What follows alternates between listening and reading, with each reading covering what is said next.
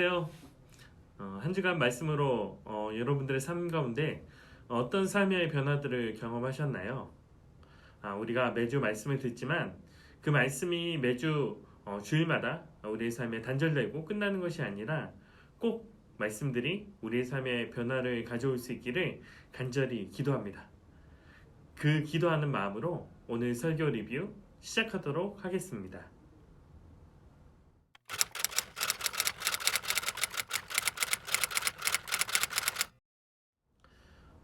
지난주 말씀은 마태복음 22장 23절부터 33절까지 말씀을 가지고 우리 함께 나누었는데요. 물론 이제 누가복음까지 살펴보면 더 본문이 넓어질 수 있겠죠. 그런데 저는 특별히 지난주 말씀을 통해 많은 은혜를 받았는데요. 특별히 우리 교회가 추구하는 미셔널 처치 운동에 있어서 지난주에 담임 목사님의 설교는 그 개념과 그 의미와 그 방향성을 잘 전달해 주었다라고 생각합니다. 그렇다면 오늘 우리가 어떻게 이 말씀을 우리에게 적용할 수 있을까요? 그리고 어떤 개념을 우리가 중요하게 좀 받아들이고 생각할 수 있을까요? 사실 설교 내용 자체만으로도 충분할 수 있다라고 생각합니다.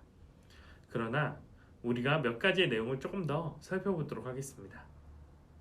오늘 본문에서 핵심 논쟁을 우리가 이해할 필요가 있습니다.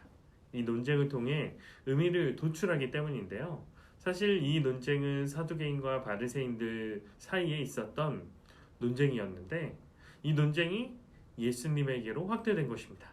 아마 둘 중에 어느 노선을 선택하라고 얘기하는 것 같아요. 이 논쟁은 사실 이 두 계파의 신학적인 논쟁으로 시작된 것입니다. 그러나 중요한 것은 이 논쟁에서 하나님 앞에서의 삶이 사라진 것입니다. 때로는 우리의 삶도 이런 논쟁에 소모될 때가 많이 있는데요. 사실 신학적인 논쟁보다 중요한 건 우리가 어떻게 그 신학적인 내용을 살아가는지가 훨씬 더 중요할 것입니다. 교회 안에서도 동일합니다. 많은 교회들이 신학적 논쟁을 벌이기도 합니다. 물론 신학적 논쟁도 중요합니다. 복음의 진리가 중요하기 때문입니다. 그러나 이 모든 진리가 무엇을 향해 가고 있나요? 우리는 그 복음이 가르치는 그 목표와 방향을 잃지 말아야 합니다. 복음의 진리는 신학을 위해 존재하는 것은 아닙니다. 복음의 진리가 사람을 살리기 위해 신학을 필요로 하는 것입니다. 그렇다면 우리는 우리의 신앙이 복음을 구현하는 삶의 자세로 세워져야 합니다. 복음을 구현하는 삶의 자세가 우리의 삶 가운데 없다라고 한다면 이 모든 것들은 우리도 다시 동일하게 과거로 돌아가 사두개인도 바리새인들과 똑같은 삶을 살아가는 것입니다. 그렇기 때문에 사두개인도 바리새인들도 이 핵심을 잃어버렸다라고 말할 수 있습니다. 그래서 우리의 신앙의 자리에서 우리는 우리의 신앙의 방향성을 잃지 말아야 합니다. 하나님은 복음을 통해서 우리의 삶을 살리셨을 뿐만 아니라 우리에게 사명을 주셨는데 그 사명을 잊고 나를 위한 신앙만이 여러분들의 삶 가운데 남지 않기를 바랍니다. 그리고 여러분들의 그 삶의 방향성으로 복음이 주시는 우리의 참된 가치대로 사람의 생명을 살리는 온전한 그리스도인이 될 수 있길 바랍니다.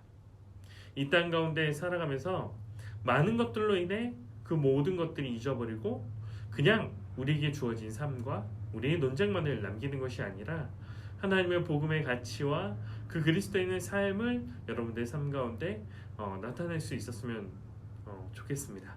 그리고 무엇보다 간절히 원하는 것은 복음을 통해 누군가가 우리에게 전해준 그 복음을 통해 우리가 새롭게 살아갈 수 있었던 것처럼 여러분들의 삶을 통해 그리고 여러분들이 전해진 그 복음을 통해서 그리고 여러분들의 삶을 통해 또 흘러갈 복음을 통해서 여러분들의 주변에 있는 모든 사람들이 하나님의 생명을 얻을 수 있는 그런 은혜가 가득할 수 있기를 간절히 기도합니다.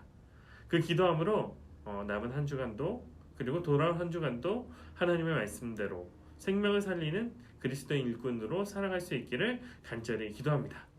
다음 시간에 다시 인사드리도록 하겠습니다. 한 주간도 행복한 한 주 보내십시오.